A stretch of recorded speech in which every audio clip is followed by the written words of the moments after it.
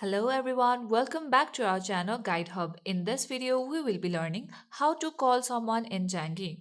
To call someone in Zangi, first tap open the application, then make sure that you are logged in. Once you are logged in, you have to go to the contact section. Here, you can select the person you want to call by simply tapping on the person's profile name. Once you do that, you will have the option to make Zangi call or video call or have chat with that person. To make a call, you simply have to tap on Zangi call, and with this, you will be able to call that person and make a conversation with them. Before you call someone, you have to make sure that you have allowed Zangi to use microphone in your device.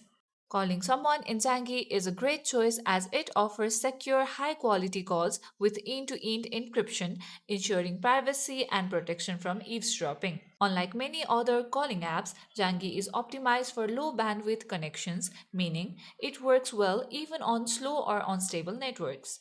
That's it for today's video. Hope you guys find this tutorial helpful. If yes, don't forget to like and subscribe to the channel. Press the bell icon so you never miss out to our videos. Goodbye till then.